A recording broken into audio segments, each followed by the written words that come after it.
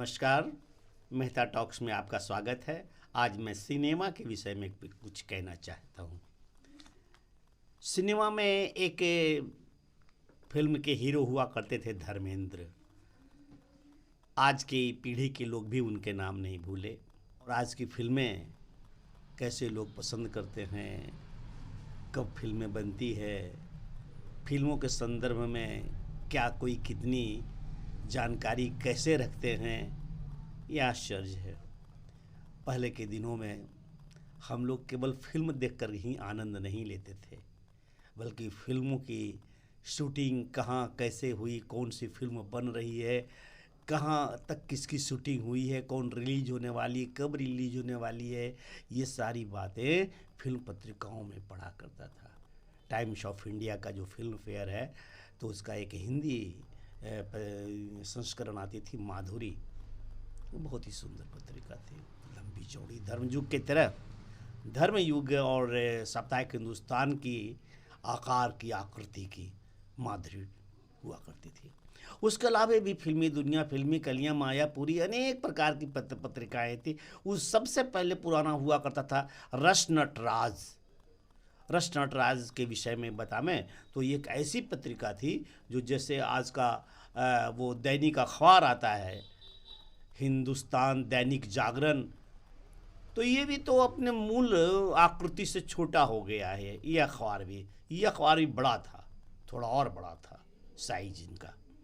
तो उतना बड़ा आकार में रस नटराज आता था, साप्ताहिक था, सारी सूचनाएं मिला करती थी। तो धर्मेंद्र के विषय में जो हम लोग का जो ये बना हुआ था परसेप्शन उनके विषय में कि किस तरह के व्यक्ति हैं, वास्तव में फिल्म के पर्दे पर कुछ वैसा ही उनको पाते भी थे। बड़ा अच्छा, बड़ा लगता था कि जब आ गए तो एक इत्मीनान हो जाता था, फिल्म देखने वालों को एक भरोसा हो जाती थी कि अब ये विलेन की खैर नहीं और फिल्म की कहानी भी एक दिशा लेकर के जाएगी। कहते हैं फिल्मों के बाहर कि ज़िंदगी में भी उनकी एक रॉयल्टी थी, एक धाक,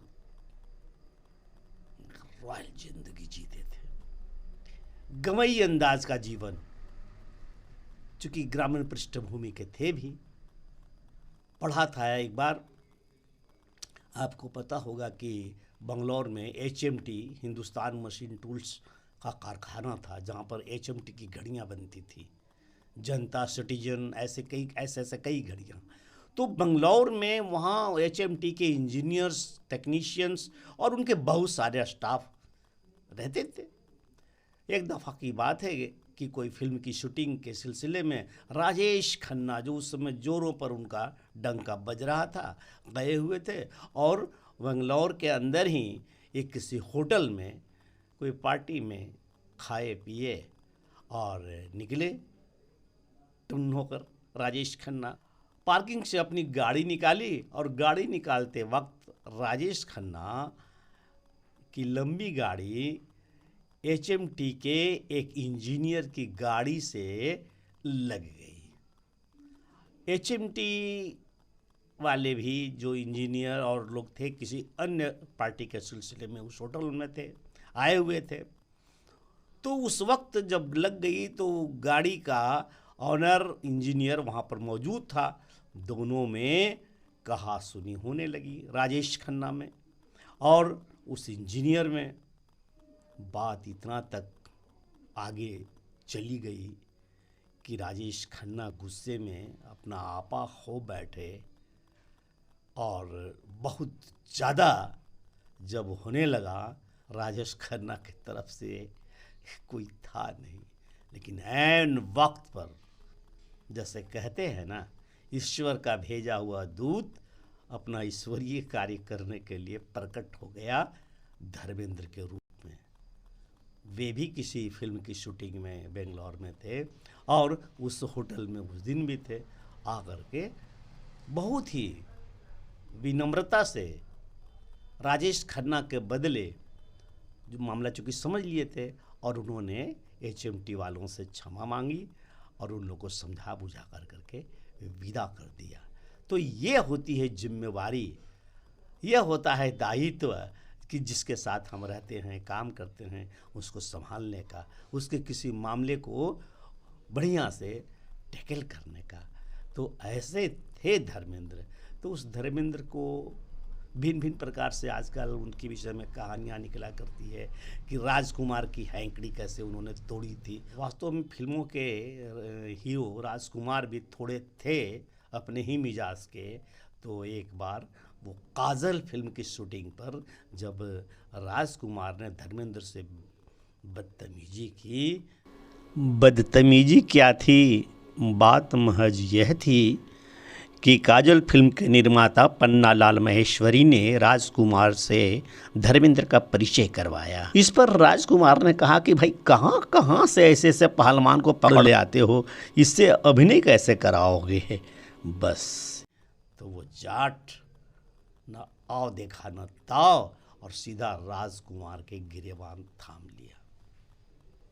बाद में लोगों ने छुड़ाया और राजकुमार उस फिल्म में दोबारा शूटिंग के लिए आने ही नहीं लगे। उनका कहना कि था कि जब तक वो धर्मेंद्र हमसे माफ़ी नहीं मांगेगा तब तक मैं वापस शूटिंग में नहीं जाऊंगा। और धर्मेंद्र का कहना है था कि तुम आओ या मत आओ, मुझे तुमसे माफ़ी नहीं मांगनी है। हालांकि बाद में काजल के निर्माता बहुत तरह से धर्मेंद्र को समझाया और अभिनेत्री मीना कुमारी,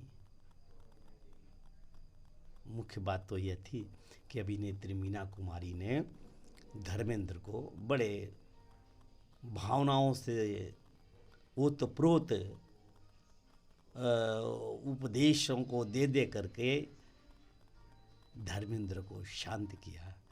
तब जाकर धर्मेंद्र क्षमा मांग सके राजकुमार से और पुनः राजकुमार की वापसी शूटिंग में हुई। इस तरह से फिल्म काजल 1960 का दशक, 64 होगा, 64 या इसके आसपास काजल रिलीज हुई थी। गुलशन नंदा के उपन्यास पर बनी हुई फिल्म, बड़े कैनवास पर, बहुत ही अच्छी फिल्म थी। आशा है धर्मेंद्र पर ये छोटी 2 कहानियाँ सुनाकर आपको मैं अपनी ओर से की कोशिश किया, आपकी जानकारी बढ़ाने की कोशिश की। मेरे इस वीडियो को आप कृपया, जिन्होंने सब्सक्राइब नहीं किया है वे सब्सक्राइब कर ले, और जो मेरे व्यूअर्स हैं जो देखते हैं वो लाइक करें, और लाइक करने के बाद कुछ कमेंट्स भी दें, बेल आइकन दबा दें ताकि आपका वो मेरे हर वीडियो का नोटिफिकेशन आपको मिले। और मेरे बहुत से पुराने मित्र जो मेरे सब्सक्राइबर भी हैं, वे लगता है आजकल मेरा वीडियो देख नहीं रहे हैं, देखें, फिर मैं नियमित आ रहा हूँ। नमस्कार।